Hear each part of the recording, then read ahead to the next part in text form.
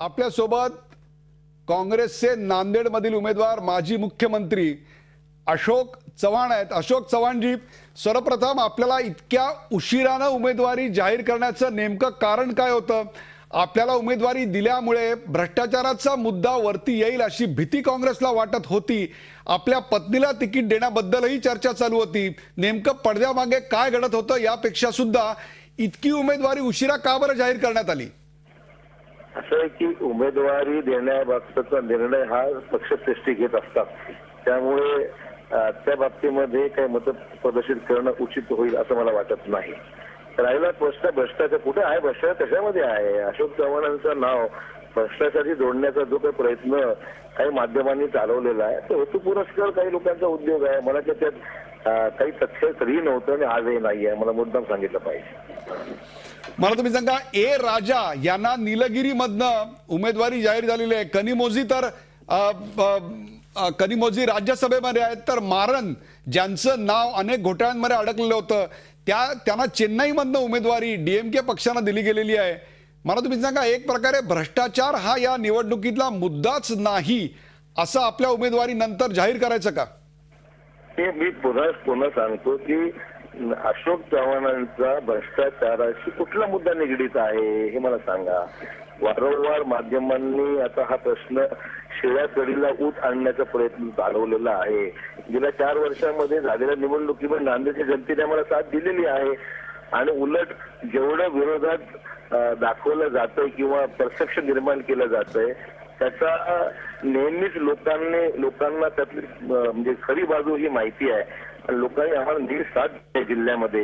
हे चित्र आपण मागे पाहिलेलं आहे, त्याच्यामुळे लोक जिथे जनमत कौल आमच्या बाजूने आहे तिथे हा मुद्दा राहतो कुठे? मग आपण मला वाटतं 1987-88 ला नांदेडमधून निवडणूक लढवली होती लोकसभेची आणि निवडून आलेला होता। त्यावेळेला आपलं वय जर माझा अंदाज बरोबर असेल तर 29-30च्या आसपास होतं। आज जवळपास 27 वर्षानंतर आपण निवडणूक लढवत आहे। 26व्या वर्षी निवडणूक लोकसभेची लढवत होती। 26व्या वर्षी लढवली होती। आता आपण जर आदर्श उमेदवार असाल काँग्रेससाठी तर आपण मतांचाही आदर्श निर्माण करणार का? खोचक प्रश्न आहे, पण त्याला उत्तर मला जरूर द्यावं लागेल। लोक जनमत माझ्या बरोबर आहे आणि त्यामुळे कोणी किती अपप्रचार केला तर नांदेडची जागा चांगल्या मताधिक्याने जिंकू शकेल असा माझा आत्मविश्वास आहे। मताधिक्याने जिंकल्यानंतर आपल्यावरच्या भ्रष्टाचाराच्या आरोपाला आणि न्यायालयात चाललेल्या खटल्यांना एक प्रकारे आपण उत्तर दिलं असं आपण मानाल का? का न्यायालयाचे खटले वेगळे आणि निवडून येणं वेगळं असं आपण मानता? असं एक कायदेशीर प्रक्रिया ही नेहमीच वेगळी राहिलेली आहे। मी त्याच्याशी कधी याची जोड लावत नाहीये, लावण्याचा प्रश्न आहे। न्यायालयाचा मी नेहमीच सन्मान ठेवतोय, आधी ठेवतोय आणि नेहमीच त्या बाबतीमध्ये माझी भूमिका ती स्पष्ट आहे। त्यामुळे कृपया या दोन्ही गोष्टी वेगळ्या आहेत। ठीक आहे, न्यायालयीन प्रक्रिया जी आहे ती होत राहील आणि त्यामध्ये माझी जी काही मी त्याच्यामध्ये कुठेही दोषी नाहीये हे स्पष्ट होईल। एक प्रकारे असं म्हणायचं आहे की महाराष्ट्राच्या राजकारणातून आता आपण बाहेर गेलात आणि आपण दिल्लीच्या राजकारणात सक्रिय होत आहे? इतक्या लवकर त्याच्यामध्ये काही अभिप्राय देणं उचित राहणार नाही। निवडणुका होऊ द्या, त्यात बोल त्यानंतर। 2014च्या विधानसभा निवडणुकीत तुम्हाला आम्ही पुन्हा महाराष्ट्रात पाहायचं का? आपण दिल्ली हेच आपलं आता निवासस्थान करणार आहात? अहो, आधी निवडणुका पूर्ण होऊ दे, ऑक्टोबरला वेळ आहे पुढच्या निवडणुकीला। एक प्रकारे तुमचं पुनर्वसन हे आदर्श पुनर्वसन म्हणून महाराष्ट्रात ओळखलं जाईल असं याची आपल्याला कल्पना आहे का? तुम्ही त्याला आदर्श म्हणा किंवा काही म्हणा, माझं पुनर्वसन व्यक्तिगत प्रश्नच नाही।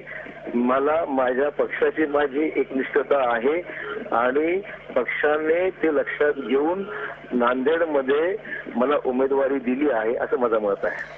आपल्याला उमेदवारी मिळाल्यामुळं आपल्या पत्नीचा एक प्रकारे त्यांची नाराजी तर आपल्याला भोगावी लागणार नाही ना, कारण त्यांनाही उमेदवारी मिळेल असं बोललं जात होतं।